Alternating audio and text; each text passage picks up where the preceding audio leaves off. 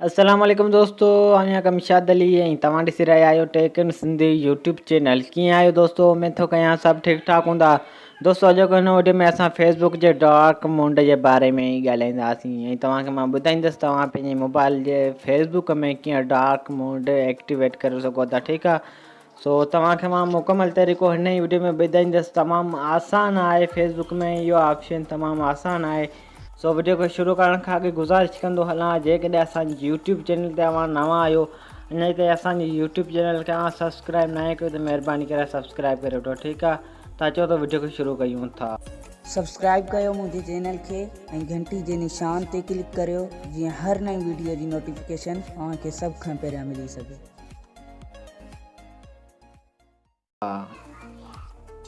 त दोस्तों सभ खां पहिरीं तव्हांखे फेसबुक में अचिणो आहे। सॉरी दोस्तों, सभ खां पहिरीं तव्हांखे प्ले स्टोर में अचिणो आहे। ठीकु आहे। उनखां पोइ तव्हांखे हिते फेसबुक लाइट सर्च करिणो आहे। ठीकु आहे।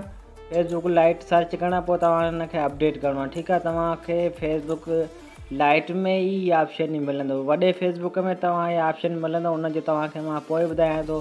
पहिरीं हिनखे ॿुधायां, हिन जो करे वठो। ठीकु आहे। त हिनखे तव्हां हिनखे अपडेट करे वठो। हुनजो नओं फीचर आयो आहे जंहिंमें तव्हां डार्क मोड एक्टिवेट करे सघो था। पंहिंजे मोबाइल जी ऐं पंहिंजे अखियुनि जे नूर जी तव्हां बचति करे सघो था। ठीकु आहे। त हीअ थी रहियो आहे अपडेटिंग। जीअं ई अपडेट थी वठे, तमामु नंढे MB जो आहे, 1.5 MB जो आहे। सो हीअ अपडेट थी वठे ऐं हुन पोइ तव्हांखे मां मुकमल तरीक़ो ॿुधाईंदुसि। तमामु आसान आहे, तव्हां बआसानी सां तव्हां सभु कुझु करे वेंदो। ठीकु आहे। अचो त वीडियो खे शुरू कयूं था। हीअ थी रहियो आहे अपडेटिंग। त दोस्तों फेसबुक लाइट थी रहियो ओपन। तव्हां वीडियो खे लाइक न कयो त वीडियो खे लाइक करे वठो, सब्सक्राइब करे वठो, महिरबानी करे सब्सक्राइब लाज़मी कजो। सो हीअ थी वठे इंस्टॉल। इंस्टॉल थियण खां पोइ हिनखे कंदासीं ओपन। ठीकु आहे। हिनखे कयूं था ओपन।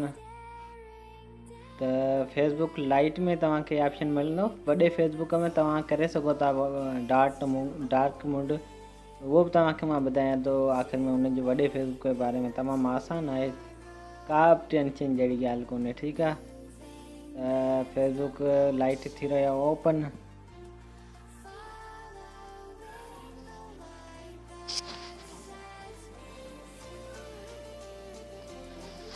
त दोस्तों तव्हां ॾिसी सघो था फेसबुक लाइट ओपन थी चुको आहे। उनखां पोइ तव्हां 3 डॉट ते अचो, 3 लाइन ईंदो। ठीकु आहे।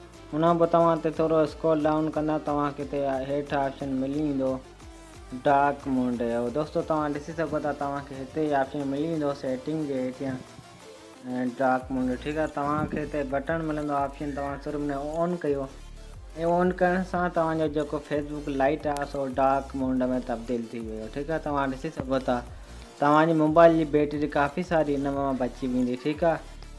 त तव्हां जेको फेसबुक हो सो तव्हांजो कुझु हिन तरह नज़र ईंदो। ठीकु आहे।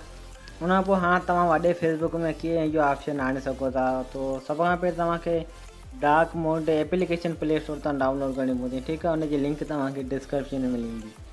कुझु हिन तरह जो एप्लीकेशन आहे। तव्हांखे हिते 2 ऑप्शन मिलंदा, day mode, night mode, auto mode. ठीकु आहे।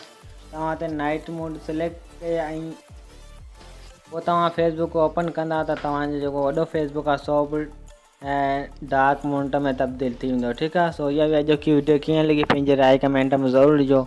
मिलूं था नेक्स्ट वीडियो में। तेसिताईं पंहिंजो रखिजो खोड़ सारो ख़्यालु। ख़ुदा हाफ़िज़।